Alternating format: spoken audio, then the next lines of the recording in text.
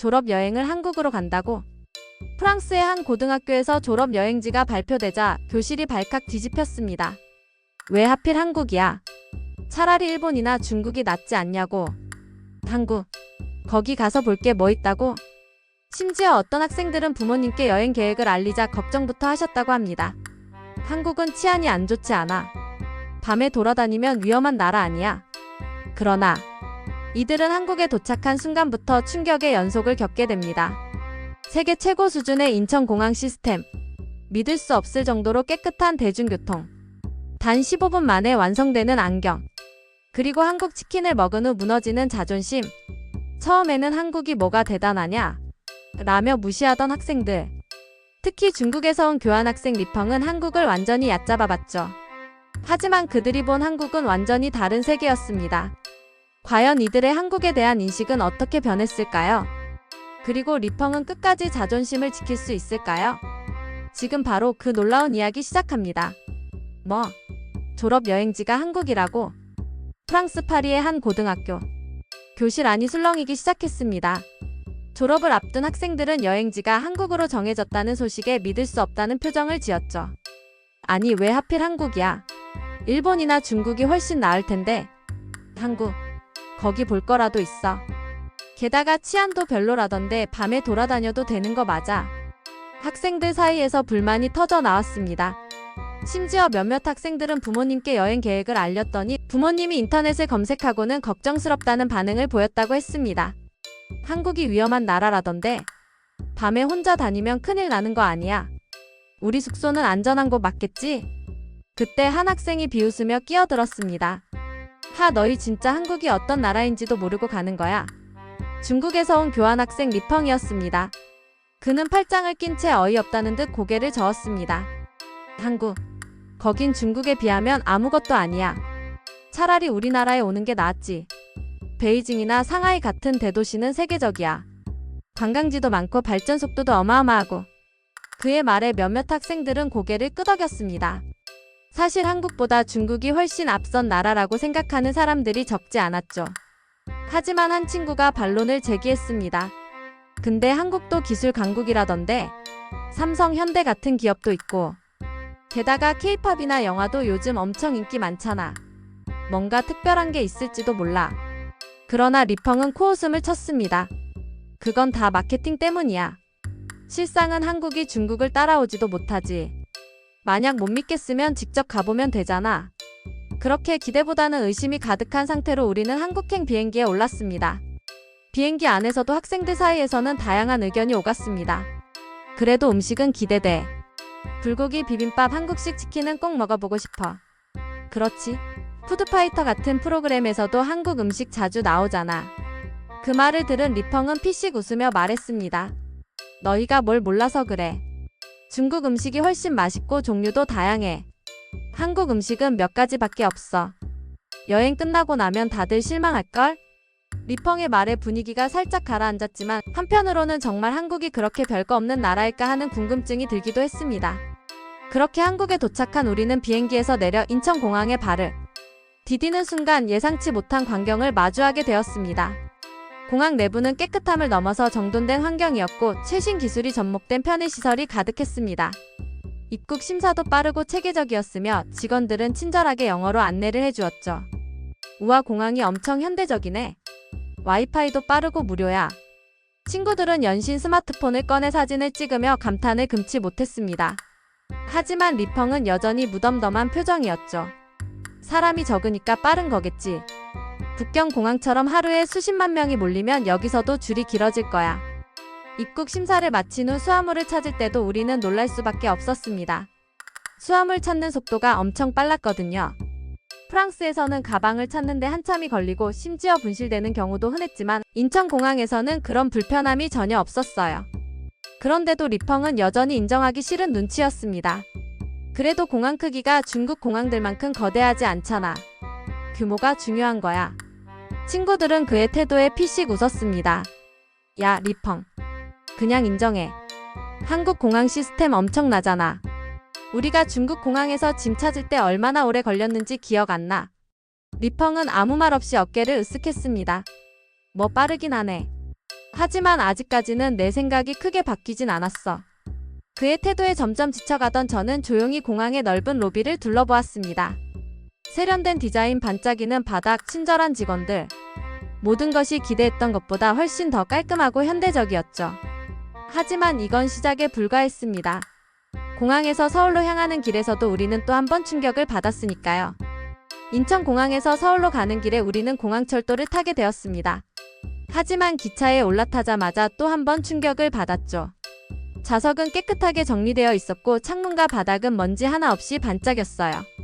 그런데 무엇보다도 놀라운 건 너무 조용하다는 거였습니다. 프랑스에서 기차를 탈 때면 항상 소매치기를 조심해야 했어요. 지하철에는 낙서가 가득했고 취객들이 큰 소리로 떠들거나 싸움이 벌어지는 일도 흔했죠. 하지만 한국에서는 전혀 다른 질서가 자리 잡고 있었습니다. 사람들은 자연스럽게 줄을 서서 승하차를 했고 누구 하나 큰 소리로 떠드는 사람이 없었어요. 차 안에서는 다들 조용히 독서를 하거나 스마트폰을 보고 있었습니다. 이게 평범한 거야? 진짜 소매치기도 없나 봐. 와, 지하철이 이렇게 깨끗하다니. 친구들은 믿기 힘들다는 듯 주위를 두리번거렸어요. 그러나 리펑은 여전히 인정하고 싶지 않은 얼굴로 팔짱을 낀 채 앉아 있었습니다. 뭐 깨끗하긴 한데 그래도 중국 지하철도 좋아.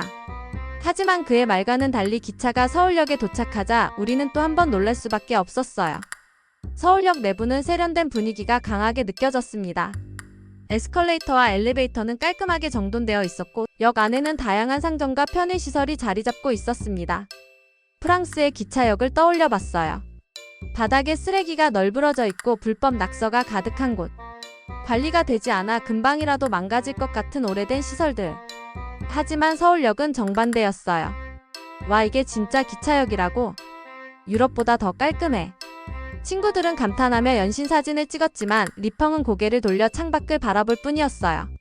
그러나 서울역을 나서는 순간 그의 표정이 미묘하게 변했습니다. 서울의 도심 풍경이 한눈에 들어왔거든요. 엄청난 높이의 빌딩들이 줄지어 서 있었고 곳곳에 공원이 배치되어 있어 도심 한복판에서도 여유로운 분위기가 느껴졌어요. 거리에는 쓰레기 하나 없었고 가로수 아래 마련된 벤치에서는 사람들이 여유롭게 쉬고 있었어요. 무엇보다도 공공시설이 철저하게 관리되고 있다는 점이 인상적이었습니다. 이게 한국이라고? 리펑이 혼잣말을 하듯 중얼거렸어요. 분명 한국을 후진국이라고 단정지었던 그였지만 눈앞의 현실은 그와는 정반대였죠. 서울 도심을 구경한 뒤 우리는 한국의 한 고등학교 기숙사로 향했습니다. 하지만 기숙사에 도착한 순간 모두가 입을 다물지 못했어요. 기숙사 건물은 웅장하고 현대적이었어요. 로비로 들어서자 널찍한 공간이 펼쳐졌고 곳곳에 배치된 편의시설들이 눈에 띄었죠. 여기가 고등학교 기숙사라고? 우리는 깜짝 놀랄 수밖에 없었어요. 기숙사 내부에는 24시간 운영되는 편의점, 코인 세탁실, 피트니스 센터, 그리고 최신 보안 시스템까지 완벽하게 갖춰져 있었습니다. 이건 그냥 호텔 수준인데 우리 학교 기숙사랑 비교도 안 돼. 프랑스에서 우리가 지내던 기숙사는 시설이 열악했어요. 온수를 사용하려면 눈치를 봐야 했고 샤워를 하려면 30분씩 줄을 서야 했죠. 벽에는 곰팡이가 피어 있었고 바닥에서는 벌레가 기어다니는 것도 흔한 일이었어요. 하지만 이곳은 완전히 달랐습니다. 이건 그냥 호텔이잖아. 그때 옆에서 한국인 학생 형규가 웃으며 말했어요. 이건 그냥 평범한 한국 고등학교 기숙사야. 우리는 충격을 받았죠. 이런 시설을 이용하려면 엄청 비싼 등록금을 내야 하는 거 아니야? 형규는 고개를 저으며 말했습니다. 대부분의 공립학교 기숙사는 국가 지원이 많아서 학생들이 저렴하게 이용할 수 있어. 물론 사립학교는 가격이 다르지만 공립학교라면 기숙사비도 크게 부담되지 않아. 그 말을 듣자 우리는 더 놀랄 수밖에 없었어요. 프랑스에서도 장학금 제도가 있긴 했지만 교육시설은 열악한 경우가 많았어요. 그런데 한국에서는 학생들이 이렇게 좋은 환경에서 공부할 수 있도록 지원이 이루어지고 있다니. 나는 천장을 바라보며 생각했어요. 우리는 한국을 너무 몰랐던 게 아닐까? 하지만 리펑은 여전히 미심쩍다는 듯 중얼거렸어요. 이건 그냥 신식 건물일 뿐이야. 한국 모든 기숙사가 이렇진 않겠지. 이제는 친구들도 그의 말을 무시하는 분위기였어요. 그때 리펑이 갑자기 짜증이 가득한 얼굴로 가방을 뒤적이기 시작했어요. 뭐 찾는 거야? 안경을 잃어버렸어. 리펑은 원래 시력이 나빠서 안경 없이는 제대로 앞을 보지 못했어요. 우리는 방 안과 로비를 샅샅이 뒤졌지만 결국 안경을 찾지 못했어요. 새로 맞추는 수밖에 없겠네. 그 순간 내 머릿속에는 프랑스에서 안경을 맞췄던 기억이 떠올랐어요. 프랑스에서는 안경을 맞추려면 먼저 병원에 예약을 해야 해요. 시력 검사를 받고 처방전을 받은 다음 렌즈 제작까지 최소 3개월은 기다려야 했죠. 한국도 마찬가지겠지? 하지만 형규는 아무렇지도 않게 말했습니다. 근처에 안경점이 많아. 한국에서는 안경을 당일에 맞출 수 있어. 뭐? 리펑과 나는 동시에 놀랐어요. 하지만 이건 시작에 불과했어요. 한국에서 안경을 맞춘다는 게 어떤 의미인지 우리는 곧 충격을 받게 될 테니까요.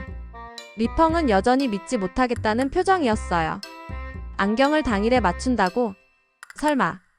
하지만 방법이 없었죠. 우리는 형규를 따라 기숙사 근처의 안경점으로 향했습니다. 가게에 들어서자마자 직원이 밝은 미소로 우리를 맞이했습니다. 어서 오세요. 시력 검사 필요하세요? 리펑이 고개를 끄덕이자 직원은 자연스럽게 안내했어요. 그럼 여기 앉아서 잠시만 기다려주세요. 검사 금방 끝납니다. 금방? 프랑스에서는 시력 검사를 받으려면 예약을 하고 최소 며칠을 기다려야 했어요. 하지만 한국에서는 그런 절차가 필요 없었습니다. 리펑이 검사 장비 앞에 앉아 직원은 능숙한 손놀림으로 검사를 진행했습니다. 그리고 정확히 5분 후 시력 검사가 끝났어요. 고객님께 맞는 렌즈를 바로 제작해 드릴게요. 디자인은 어떤 걸로 하시겠어요? 뭐? 벌써? 리펑이 당황한 표정을 지었어요. 그는 어딘가 믿지 못하겠다는 듯 안경점 내부를 둘러봤습니다. 하지만 점원은 평온한 표정으로 프레임을 추천해주고 있었죠. 이거 제작하는데 얼마나 걸려? 15분 정도요. 리펑은 충격을 받은 듯 아무 말도 하지 못했어요. 하지만 정말로 15분 후 새로운 안경이 완성되었습니다. 완성되었습니다. 착용해보세요. 직원이 새 안경을 건네자 리펑은 어색한 손길로 받아들었습니다. 그는 천천히 안경을 쓰고 주위를 둘러봤어요. 그리고 순간 눈을 동그랗게 떴습니다. 잘 보이네. 우리는 피식 웃었어요. 당연하죠. 새로운 안경이니까요. 진짜 15분 만에 만들었네. 리펑은 여전히 믿기 힘들다는 표정이었어요. 그러다 문득 뭔가 떠올랐는지 점원에게 물었습니다. 가격은? 직원이 자연스럽게 말했어요.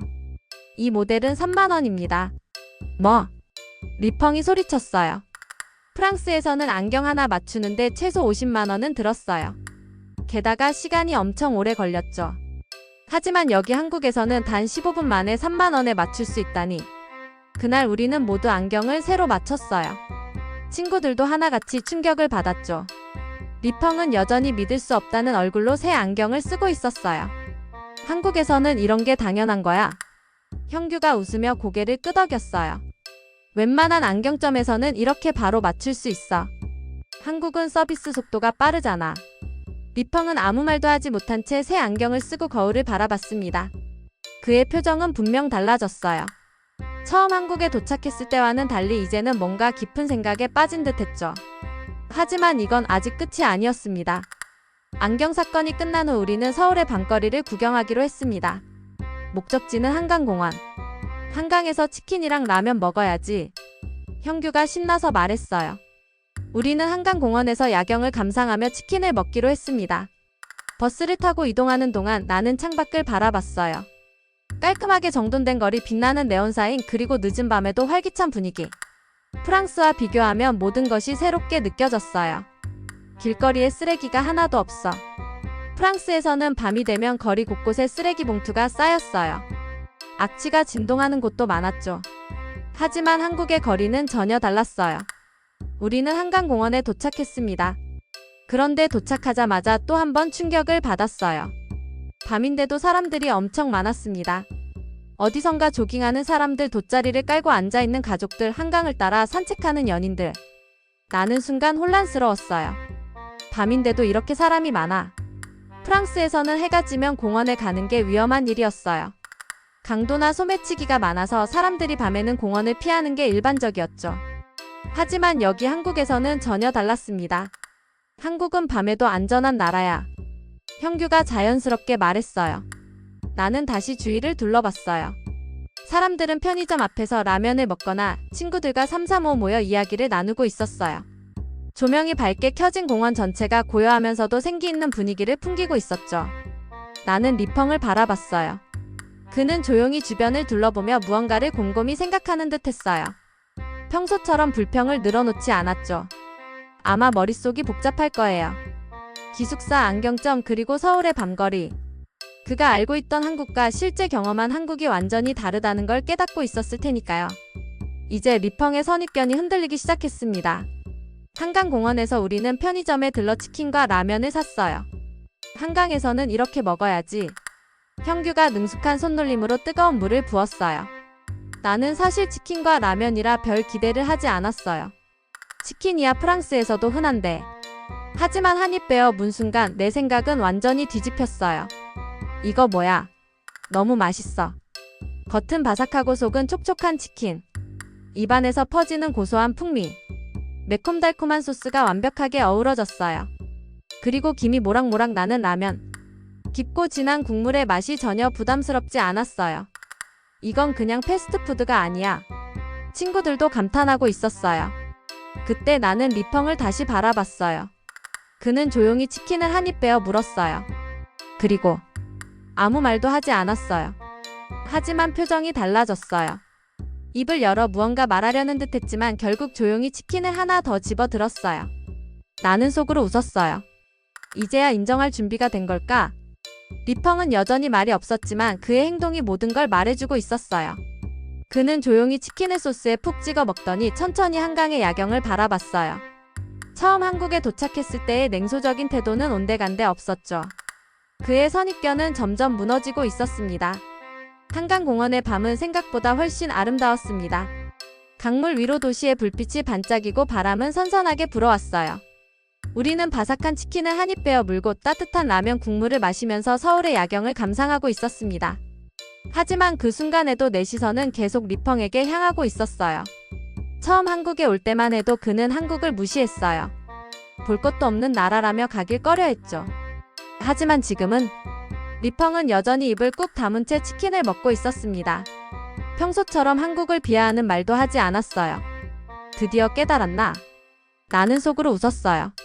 사실 한국에 오면서부터 리펑의 태도가 변하는 순간들을 지켜보는 게 너무 재미있었어요. 처음에는 기숙사를 보고 놀랐죠. 다음에는 안경점에서 충격을 받았어요. 그리고 오늘 밤 한강공원에서 치킨을 먹으며 그는 완전히 무너졌습니다. 그의 표정에서 모든 걸 읽을 수 있었어요. 한국이 결코 후진국이 아니라는 것. 오히려 자신이 알고 있던 것보다 훨씬 발전한 나라라는 것. 친구들도 슬슬 리펑의 반응을 재미있어 하기 시작했어요. 리펑 치킨 맛있어? 한 친구가 장난스럽게 물었어요. 리펑은 순간 당황한 듯 했지만 대충 얼버무리며 말했습니다. 뭐 그냥 먹을만하네. 하, 너 치킨 거의 다 먹었잖아.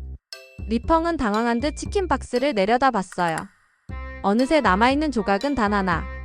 그리고 그 마지막 조각을 집은 사람은 리펑 자신이었어요. 아, 이건. 그는 무언가 변명을 하려 했지만 아무 말도 하지 못했어요.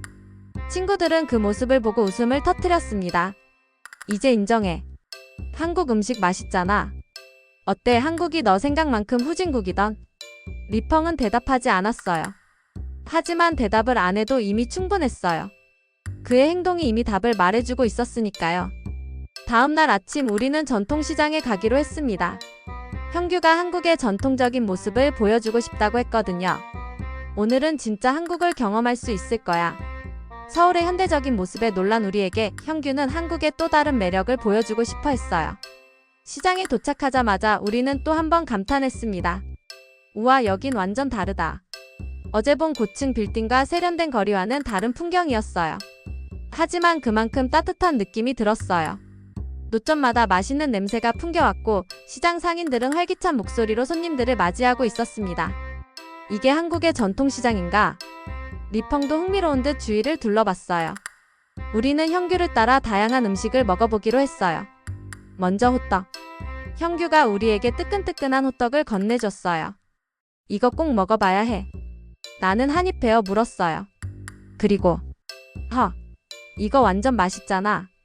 속에서 흘러나오는 달콤한 꿀과 견과류의 고소한 맛. 겉은 바삭하고 속은 촉촉한 식감. 이게 겨우 1,000원이라고? 프랑스에서 이 정도 퀄리티의 디저트를 먹으려면 적어도 우유로약 7,000원은 줘야 했어요. 그런데 한국에서는 단돈 1,000원. 리펑도 조용히 호떡을 한 입 먹었어요. 그리고 아무 말 없이 호떡을 다 먹었습니다. 이제 우리는 다 알아요. 그는 이미 한국을 인정하고 있었어요. 그 후에도 우리는 떡볶이, 순대, 어묵 같은 길거리 음식을 먹어봤어요. 그리고 리펑은 이제 더 이상 아무 말도 하지 않았어요. 그냥 열심히 먹기만 했어요. 마지막으로 시장 안의 한 전통 찻집에서 우리는 따뜻한 유자차를 마시며 여행을 마무리했어요. 나는 리펑을 보며 웃으며 물었습니다. 어때? 한국 생각보다 괜찮지? 리펑은 잠시 말이 없더니 결국 한숨을 내쉬며 말했어요. 생각보다 괜찮아. 친구들은 환호성을 질렀어요. 드디어 인정했다. 우리 졸업 여행 한국으로 오길 잘한 거 맞지?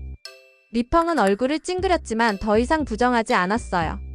그의 자존심은 끝까지 남아있었지만 한국에 대한 선입견은 완전히 무너졌습니다. 졸업 여행이 끝나고 우리는 다시 프랑스로 돌아왔어요. 하지만 공항에서 비행기를 기다리며 리펑이 뜬금없는 말을 했어요. 한국 치킨 한 번 더 먹고 싶다. 우리는 폭소를 터뜨렸어요.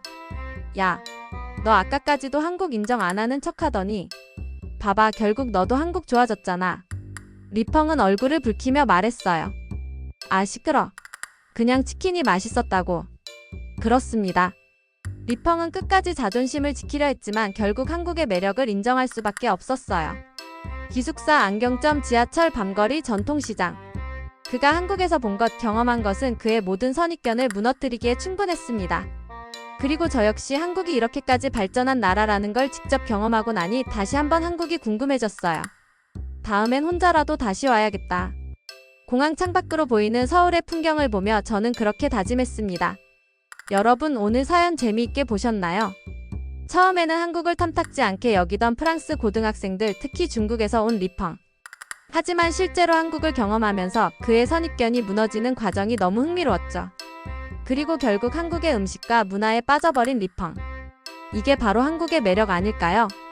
만약 여러분도 이런 경험이 있다면 댓글로 공유해주세요. 그리고 좋아요와 구독, 알림 설정까지 해주시면 더 재미있는 사연으로 찾아뵙겠습니다. 그럼 다음 영상에서 만나요.